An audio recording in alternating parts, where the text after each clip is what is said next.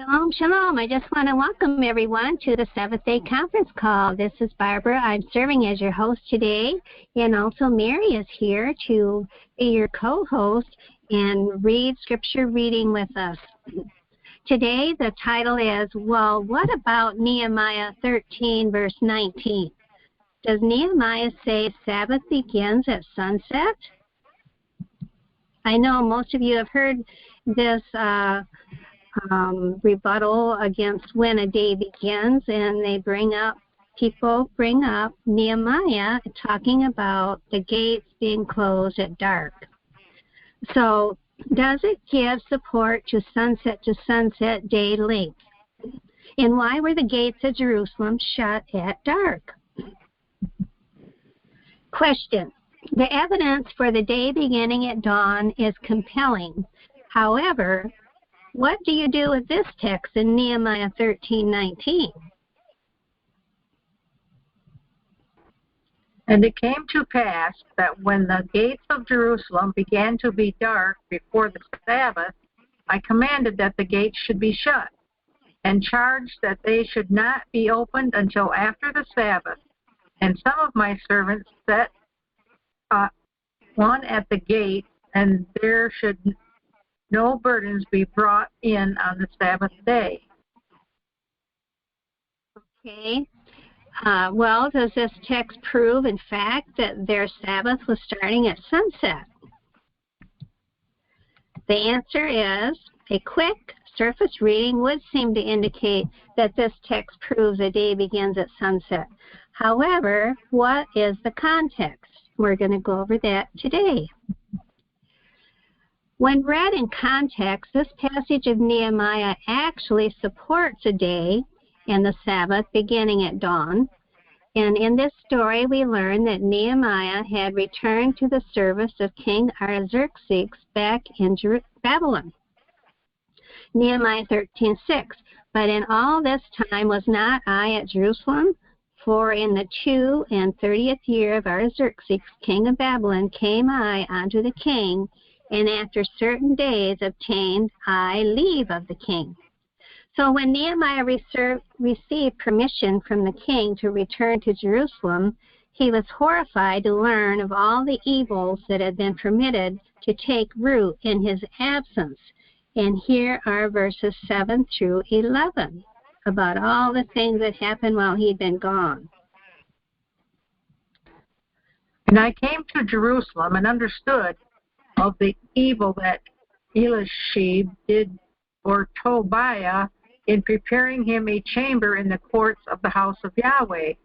And it grieved me sore. Therefore I cast forth all the household stuff to Tobiah out of the chamber. Then I commanded, and they cleansed the chambers, and thither brought I again the vessels of the house of Yahweh with the meat offering and the frankincense.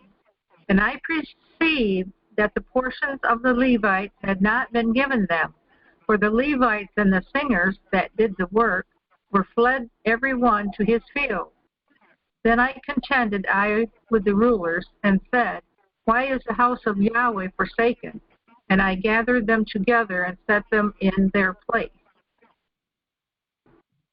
So one of the evils which Nehemiah quickly observed was that of the Sabbath breaking. That's verse 15. And verse 16 specifically states that men of Tyre brought fish in all manner of ware into Jerusalem and sold them on the Sabbath day. In 15, in those days saw I in Judah some treading wine presses on the Sabbath, and bringing in sheaves and lading asses, as also wine, grapes, and figs, and all manner of burdens, which they brought into Jerusalem on the Sabbath day. And I testified against them in the day wherein they sold victuals. The Israelites had paid a very high price for rebelling against Yahweh, 70 years captivity in Babylon. Nehemiah was understandably outraged that such a practice would be so quickly established again. In verse 17 and 18, he vehemently reminds the nobles of Judah that it was for such sins that Yahweh allowed the Israelites to be taken into captivity in the first place. And here are those verses. Then I contended with the nobles of Judah, and said unto them, What evil thing is this that ye do, and profane the Sabbath day? Did not your fathers thus, and did not your Elohim bring all the evils upon us, and upon this city? Yet ye bring more wrath upon Israel by profaning the Sabbath.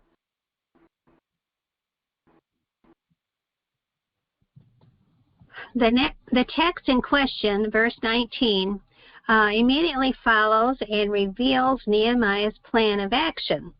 Close the gates of Jerusalem the night before so that none of these merchants could come in during the night and set up stalls and sell on the Sabbath. And notice that this verse is not saying that the Sabbath started at sunset. It refers to the period of darkness which falls after sunset as coming before the Sabbath. As the darkness was beginning to gather, so clearly this was after sunset, Nehemiah commanded them to shut the gates. And it came to pass that when the gates of Jerusalem began to be dark before the Sabbath, I commanded that the gates should be shut, and charged that they should not be opened till after the Sabbath. And some of my servants set I at the gates, that there should be no burden be brought in on the Sabbath day. So Nehemiah was really guarding the edges of the Sabbath. The Sabbath did not start until dawn, but he did not want to come out to the marketplace at dawn and find the merchants all set up and ready to sell. As a holy man of Yah, if Nehemiah had wanted to guard the edges of the Sabbath that started at sunset, he would not have been closing gates at or just after sunset. He would probably close them earlier and been home to welcome the Sabbath evening. Nehemiah took active measures to plan ahead and guard the Sabbath on the next day. He did not want to get into a fight on the Sabbath, trying to cast them out of Jerusalem the next morning when the Sabbath had started. Therefore, he took the precaution of closing the gates as it began to get dark. Again, it gets dark after sunset. He did this so that the merchants could not come in during the night, or the early morning hours after midnight, as we would say it. And to be in place, so he had the merchants had the gate shut so that the merchants could not come in at night and be in place to sell by the time Sabbath arrived at dawn. Verse 16 specifically refers to fish being sold, and fishermen fished at night and brought the fresh fish to market just before dawn while it was yet dark.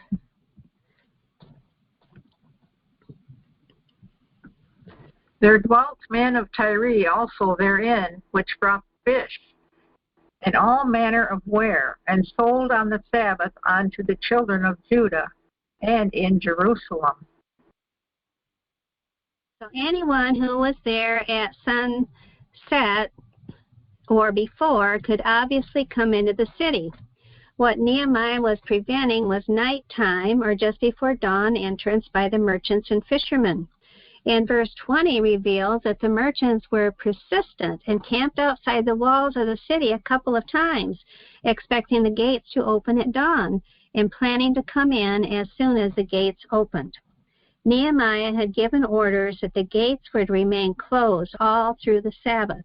He now told the merchants that if they came and hovered about again, he would have them arrested. And the result was that from that time forth came they no more on the Sabbath. Whoops. And there's the verse. So the merchants and sellers of all kind of ware lodged without Jerusalem once or twice. Okay, so that's all about Nehemiah, and we have done a lot of good YouTubes about when a day begins. But here I thought this would be interesting to tag on the end of this study about Nehemiah, a quote from the Jewish Encyclopedia that states every day begins with sunrise and ends with sunset. And I can read this part, dawn and twilight. And this is the link. I'll leave the link below. In order to fix the beginning and the ending of the Sabbath day and festivals, and to determine the precise hour for certain religious observances, it became necessary to know the exact times of the rising and the setting of the sun. According to the strict interpretation of the Mosaic law, every day begins with sunrise and ends with sunset.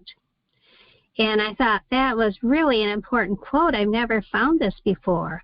And then here it comes from this commentary.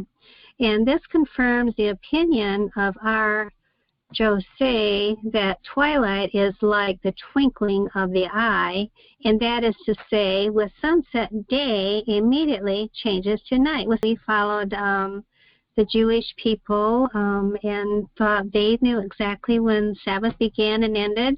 But here is a quote that says, according to the strict interpretation of the Mosaic law, every day begins with sunrise and ends with sunset. So I'm happy to find that quote. I'm sure there's a lot more information out there about that. But we have a whole playlist on our YouTube channel to access more information about this. Our playlist on the YouTube channel is When Does a Day Begin? And you'll see there one of the main ones is When Does a Day Begin? There's 9 videos there. And Quail and the Sabbath, that talks about when a day begins. And also Day of Atonement. If Day of Atonement begins in the evening, then when does the morning begin of the day? So those are all really interesting. But there are a lot of articles and things on our website you can access to get more information about when a day begins. And the website is lunarsabbathday.com. So if this has been a blessing to you, and please share it with your friends that love Yeshua. And I'm thankful for everybody that's here today. We're going to close the recording. Thank you, Brother Ezra, and thank you also, Mary. And everybody, please stand by for discussion.